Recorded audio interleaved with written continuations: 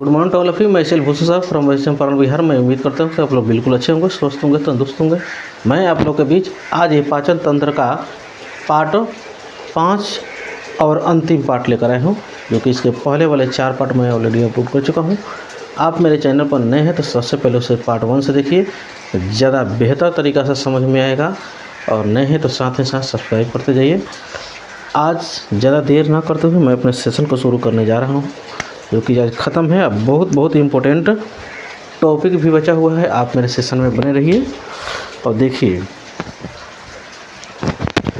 Lipase.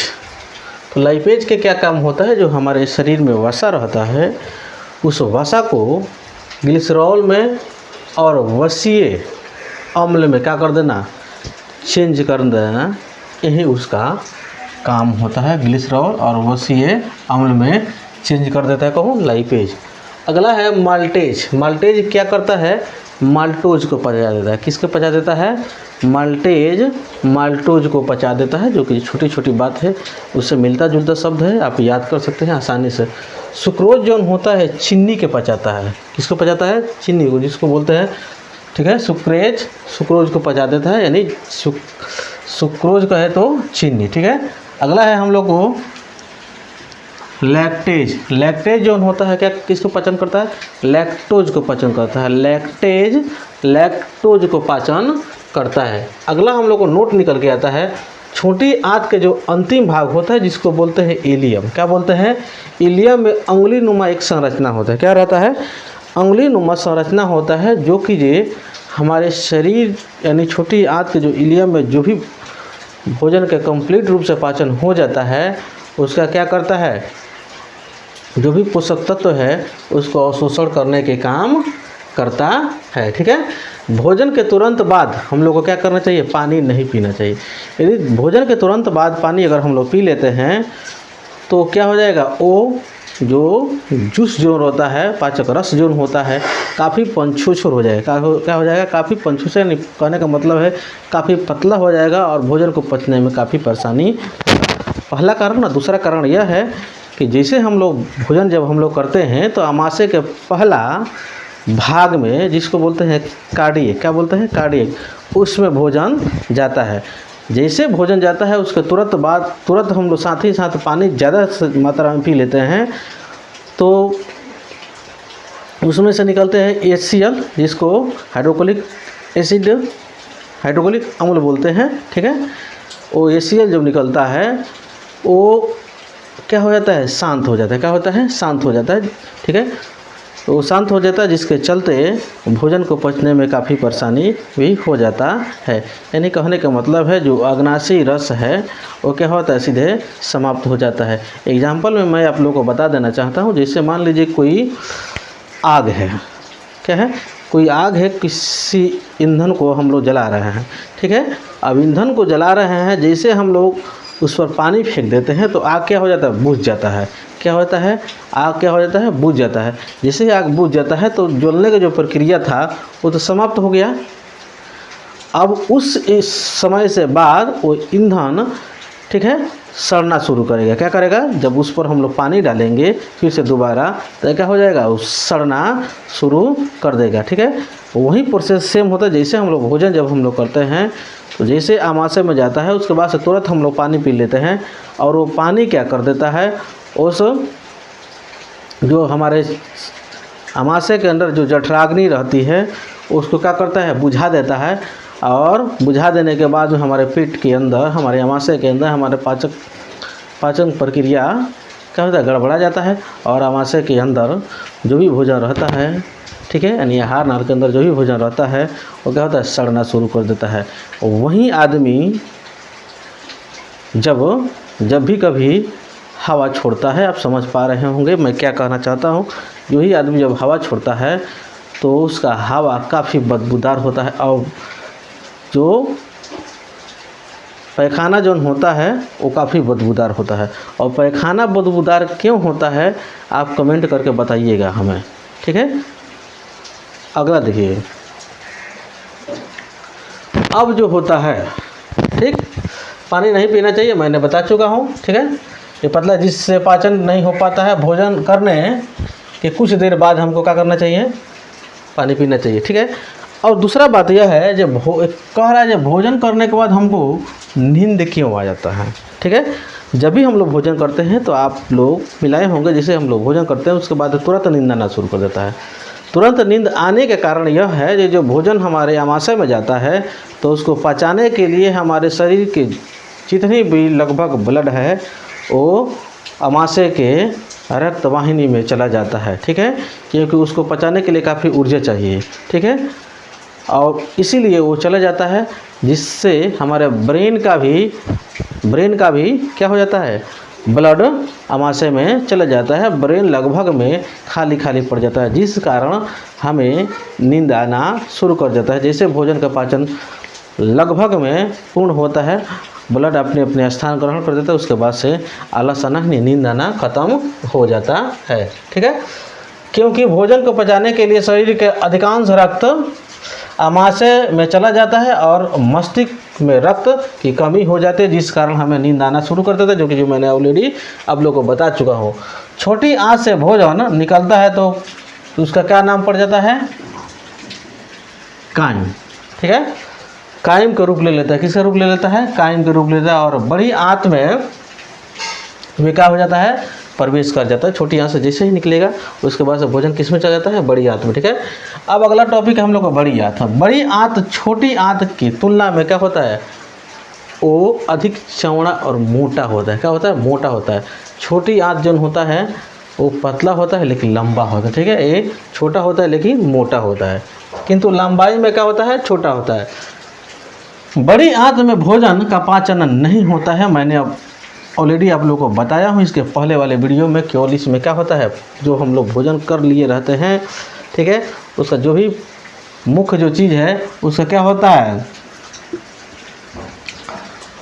जो भी मुख्य जो चीज़ है, जो भी हमारे शरीर लायक जो काम है उसका तो अवशोषण हम लोग को छोटी आंत के इलियम वाले पार्ट में हो जाता है। लेकिन जब जैसे हो जाता है उसके बाद में भोजन एक समझिए एक माड़ के समझ, आप माड़ समझ पा रहे होंगे।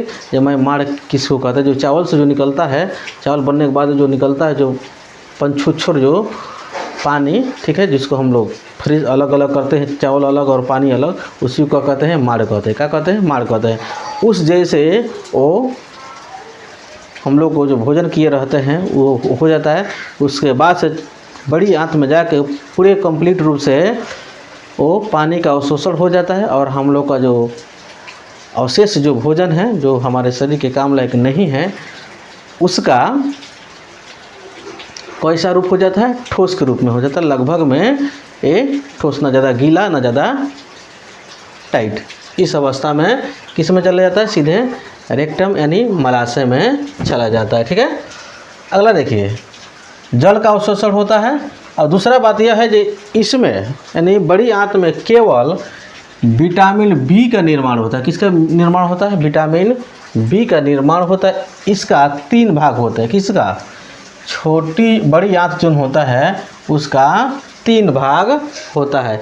एक को बोलते हैं सिकम, दूसरा का बोलते हैं बृहद्रांत, ठीक है, जिसको इंग्लिश में नाम याद रखना सबसे आसान होता है, जिसको बोलते हैं कॉलन। क्या बोलते हैं, कॉलन। तीसरा का होता है कौन, मलाशय। क्या होता है, मलाशय, ठीक है। तो देखिए ये कॉलन जो होता है, कॉलन, ये भी कितने प्रकार के हो जाते हैं, 3 प्रकार के हो जाते हैं, ठीक है। एक असेंडिंग कॉलम होता है, ठीक है। एक क्या होता है, असेंडिंग कॉलम, इस तरह बड़ी आंतें गई रहती है। एक इसको बोलते हैं ट्रांसवर्स कॉलम, फिर से नीचे गई रहती है, इसको बोलते हैं, क्या बोलते हैं, डिसेंडिंग कॉलम। यही डिसेंडिंग कॉलम किस में चली जाती है, मलाशय से जाकर जुड़ जाती है, ठीक है। जहाँ से ये जहाँ पे जुड़ता है ये सिक्कम, क्या जुड़ता है, सिक्कम, ठीक है। वहाँ पर आप डायग्राम में आप देख पा रहे होंगे, फिर भी यहाँ पर भी देख लीजिए, जहाँ पर ये छोटी आंत जुड़ता है बड़ी आंत से, उसको बोलते हैं सिक्कम। और जैसे ये ऊपर पर बढ़ता है, ऐसे ही रहता ही है, ऊपर पर बढ़ा तो इसको बोलते हैं, क्या बोलते हैं, असेंडिंग कॉलम। और ये ऐसे क्षैतिज चला जाता है, जिसको बोलते हैं क्या, ट्रांसवर्स कॉलम, और उसके बाद से नीचे पर ये चला आता है जिसको बोलते हैं हम लोग डिसेंडिंग कॉलम। डिसेंडिंग कॉलम ही जाकर मलाशय से जुड़ जाता है। ठीक है, अब देखिए तीसरा का पार्ट हो गया मलाशय। छोटी आंत के बाद भोजन सिक्कम में प्रवेश करता है, यह पेट के दाहिने में होता है। यानी सिक्कम जो होता है पेट के दाहिने, जो कि मैंने डायग्राम से भी मैं बताने का प्रयास किया, जो कि ये दाहिना बगल होता है। आप देख पा रहे हो जो कि मैंने ऑलरेडी डायग्राम लगा चुका हूँ। ठीक है, अब देखिए जिसके नीचे एक अंगुली नुमा एक पार्ट होता है जिसका नाम है अपेंडिक्स। क्या नाम है? अपेंडिक्स। इस सिक्कम के पास ही रहता है अपेंडिक्स। अब अपेंडिक्स के बारे में हम जानें। यह अपेंडिक्स जो होता है हमारे शरीर में अवशेषीय अंग का काम करता है। ठीक है, कि हमारे मनुष्य को माने शरीर में इसका कोई काम नहीं है। अब क्यों नहीं है? इसका काम क्या है? इसका काम है सेल्यूलोज को पचाना। अब सेल्यूलोज को पाचन करना इसका काम है। ठीक है, तो सेल्यूलोज खाता कौन है? यानी जीव जंतु, यानी गाय, भैंस, बकरी, इसमें इसका आवश्यकता रहता है। अब कहिएगा जिस घास खाता है सब, तो घास में ही रहता है सेल्यूलोज। क्या रहता है? घास में ही, पेड़ पौधे में भी रहता है, घास में भी सेल्यूलोज की मात्रा रहता है, जो कि काफ़ी कठिन होता है इसका पाचन करना। इसीलिए ये जीव जंतुओं में रहता है, यानी मनुष्य में ये रहता है, लेकिन उसका कोई काम नहीं है। ठीक है, अब कहिएगा तो फिर इसका आवश्यकता क्यों पड़ा ऊपर वालों को बनाने में? हो सकता है पहले था, क्योंकि पहले के लोग कंदमूल, घास भूसा कुछ भी खा लेते थे लोग, नहीं, क्योंकि उस समय उतना ज्ञान नहीं था लोगों को। ठीक है, लेकिन अभी जो के समय में है, जो कि सभी लोग क्या कर रहे हैं, मैंने वैसे चीज़ खा रहे हैं जो कि डाइजेस्टेबल हो। क्या हो? डाइजेस्टेबल हो। ठीक है, नहीं, यही कुछ ऐसे अपवाद में लोग हैं जो कि उल्टा पुल्टा खा लेते हैं। ठीक है, फिर भी जो भोजन पच ही जाता है, नहीं थोड़ा सा कष्ट से पचे लेकिन पच ही जाता है। ठीक है, तो इसका कोई काम नहीं है, फिर भी हम लोग के शरीर में ये रहता है। ठीक है, अब देखिए, अब नोट में एक शब्द निकल के आता है, वैसे अंग को अवशेषीय अंग कहते हैं, जो कि हमारे शरीर में तो रहता है बेचारा, लेकिन उसका कोई काम नहीं रहता है। जैसे मैंने एग्जाम्पल में लिया अपेंडिक्स, ये है हम लोग के शरीर में, लेकिन इसका कोई काम नहीं है। थर्ड मोलर, इसका भी कोई काम नहीं है। प्री मोलर का भी लगभग में आजकल के ज़माना में काम नहीं है। पाइना, कर्णपल, यानी इसका कोई काम है नहीं है। ठीक, त्वचा के जो बाल है इसका कोई काम है नहीं है, फिर भी हमारे शरीर में है। ठीक, अब कहिएगा प्री मोलर कैसे काम में नहीं है? आप तो इसके पहले वाले वीडियो में बताए थे, जिसका काम होता है भोजन को क्या करना? पीसना, यानी बारीक करना। ठीक है, लेकिन इसमें कह रहे हैं कि आप जिसका कोई काम नहीं है, अवशेषीय अंग है। आप बताइए, अभी आप लोग बारात में जाते होंगे, हैं, बारात में जाते होंगे, कि ऐसे खवैया है वो बेचारा इतना फास्ट खाता है कि मुंह में गया उसका खाना कि अंदर गया, मुंह में जाने के देरी हमको लगता है कोई दांत की आवश्यकता भी नहीं पड़ता होगा, इतना फास्ट निकल जाता है सब, एकदम अजगर सांप जैसे, हवेल मछली जैसा। ठीक है, तो देखिए ध्यान दीजिएगा, सिक्कम के बाद कॉलम प्रारंभ होता है। क्या होता है? कॉलम, जो कि जो इसके पहले हम बता चुके हैं, कॉलम 3 प्रकार के होते हैं, जिसमें जल का क्या होता है? अवशोषण होता है। कॉलम वाले ही पार्ट में जल का अवशोषण होता है। कॉलम में ही क्या रहता है? म्यूकस का निर्माण होता है, जो पचे हुए भोजन को चिपचिपा बना देता है। कॉलम वाले पार्ट में म्यूकस का निर्माण होता है, जो भोजन को क्या कर देता है? जो चिपचिपा बना देता है। और वही चिपचिपा जो बना देता है, जिसके चलते हम लोग मल को त्यागने जाते हैं तो काफ़ी सहूलियत रहता है। और वही म्यूकस का अगर स्राव अगर किसी किसी में अचानक कम हो जाता है तो पैखाना करने में दिक्कत हो जाता है, और आने वाले समय में जब कस के वो पैखाना करते समय जब दबाता है तो उसके जो गुद्दा के जो नसें हो जाती है वो क्या होती है, फट जाती है, और जो बीमारी का रूप लेती है उस बीमारी का नाम है पाइल्स यानी बवासीर। क्या बोलते हैं, बवासीर। आप समझ पा रहे होंगे, ठीक है। अब देखिए अगला है हम लोग को गुद्दा द्वारा, क्या है, गुद्दा द्वारा ये मल हम लोग का होता है, ये बाहर निकल जाता है। पाचन की क्रिया एक क्या है, अपघटन क्रिया है। जो भोजन का पचना क्या है, एक अपघटन क्रिया है, जो कि जो मोस्ट इम्पोर्टेंट टॉपिक है। पाचन के संपूर्ण क्रिया 5 अवस्था में होती है। कितनी अवस्था में होती है, जो भी हम लोग को माने मुंह से लेकर बाहर निकलने तक इसकी संपूर्ण प्रक्रिया कितनी अवस्था में होती है, 5 अवस्था में होती है। पहला देखिए अंतर्ग्रहण। अंतर्ग्रहण के मतलब पहले फर्स्ट में हम लोग भोजन मुंह में लेते हैं तो उसी को क्या कहते हैं, अंतर्ग्रहण कहते हैं।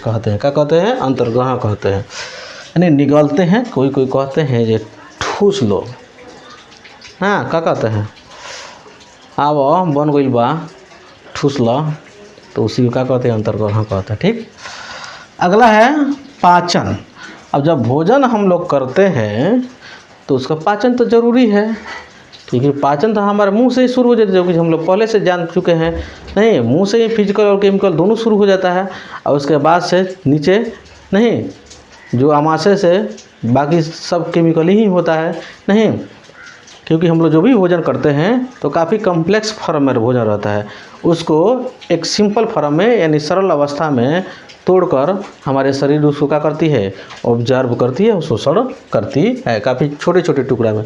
उसके बाद से अवशोषण, जब भोजन हम लोग कर लेते हैं, खा लेते हैं, तो उसमें जो भी हमारे काम की चीज़ है तो हमारे शरीर क्या करती है, उसको अवशोषित कर लेती है। तो इसी को क्या बोलते हैं, अवशोषण कहते हैं, ठीक है।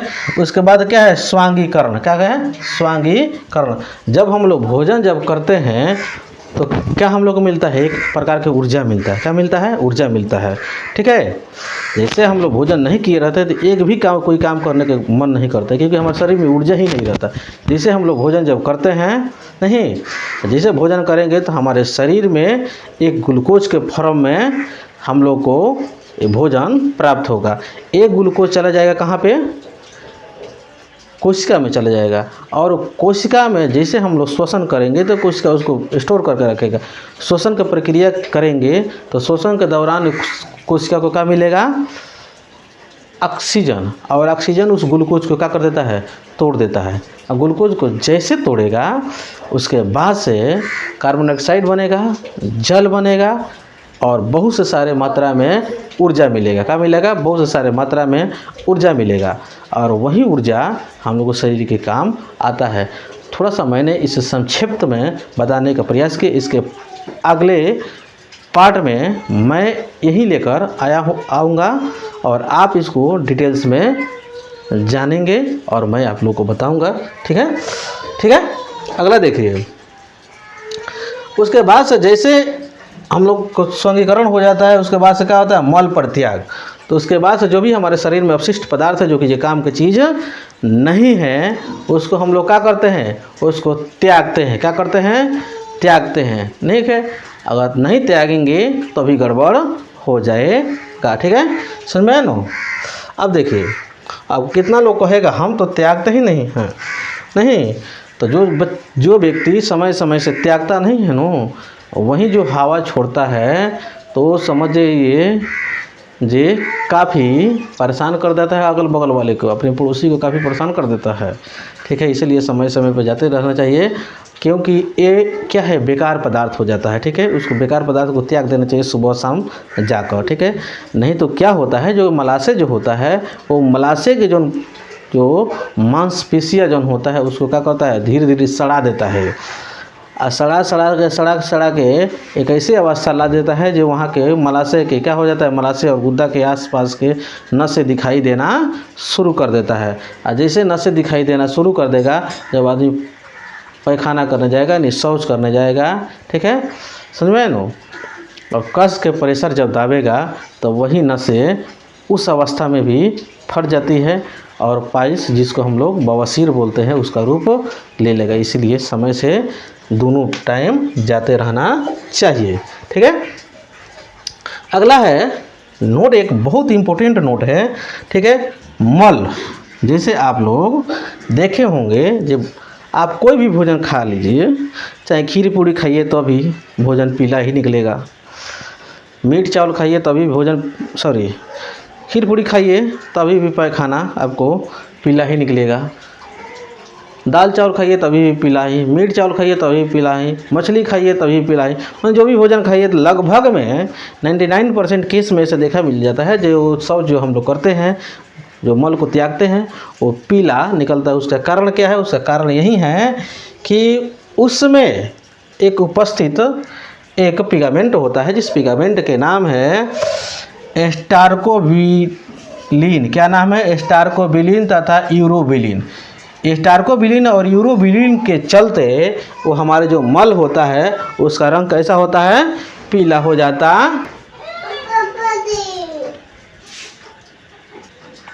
हाँ, तो हाँ आप लोग को बता रहे थे हम जे भोजन जो हम लोग करते हैं उसके बाद से जो मल जो होता है, जो त्यागते हैं, उसका रंग पीला क्यों होता है, जो कि जब मैंने आप लोग को बता चुका हूँ, आप समझ गए होंगे, ठीक है। अगला जो है, हम लोग जो भोजन करते हैं उससे मल निकलता है, तो मल में भी बदबू आ जाता है। क्या आता है? मल में भी बदबू आ जाता है। किसी किसी में तो बहुत भयंकर बदबू आ जाता है, जो कि काफ़ी देर तक वो रोक देता है मल को और वो त्यागता है, तो उसके बाद में उसमें बदबू काफ़ी ज़्यादा आ जाता है। बदबू आता किसके चलते? तो देखिए उसका नाम है इंडोल और एस्केटोल। क्या नाम है? इंडोल और एस्केटोल के चलते भोजन का जो मल के रूप ले लेता है, भोजन अपशिष्ट जो पदार्थ होता है उसका बदबू इसी के चलते आ जाता है, ठीक है। अवशोषण के बाद सभी पोषक पदार्थ जो यकृत निर्वाहिका शिरा द्वारा यकृत में पहुंचता है, ठीक है, जहां उपपाच्य की क्रिया संपन्न होती है। अवशोषण पदार्थ शारीरिक पदार्थ में परिवर्तित कर देता है, जिसे स्वांगीकरण कहते हैं। जब भी हम लोग माने भोजन जब हम लोग किए रहते हैं, जब भी पोषक तत्व जो शरीर हमारा ऑब्जर्व किए रहता है, उसके बाद में लीवर के पास जाता है और लीवर उसको क्या करता है? फिल्ट्राइट करता है। क्या करता है? फिल्ट्राइट करता है, ठीक है। और कहिएगा सर ये तो लीवर इतना तेज़ी में आप बता दीजिए। इतना तेज़ी में बताने का कारण यही है कि लीवर से संबंधित एक मेरा एक स्पेशल वीडियो आ रहा है, आप उसे इंतज़ार कीजिए। उसको मैं बताऊंगा कि कैसे ये प्रोसेस होता है, क्योंकि अगर मैं बताना शुरू कर दूं तो वीडियो काफ़ी लंबा हो सकता है, लगभग में 1 घंटा जा सकता है, तो अच्छा बात नहीं है, ठीक है। इतना ही समझिए, जो भी हमारे शरीर से भोजन जो काम लायक चीज़ जो रहता है उसको ऑब्जर्व हमारा शरीर कर देता है, तो जो प्रोटीन को अलग करना, ये ब्लड को अच्छे से फिल्टराइट करना, यूरिन को त्यागना, ठीक है। जो अमोनिया हमारे शरीर में बन रहता है उसको अमोनिया को यूरिक एसिड में चेंज करना, ये सब के काम किसका रहता है? ये यकृत यानी लीवर को रहता है, यही सब करता है। उसके बाद से हमारे भोजन जो कि ये बेकार जो मल के रूप में रहता है वो हमारे शरीर से बाहर निकल जाता है।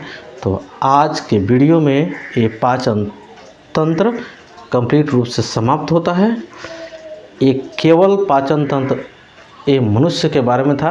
अभी मैंने जानवरों के बारे में भी इसका वीडियो बनाऊंगा, ठीक है।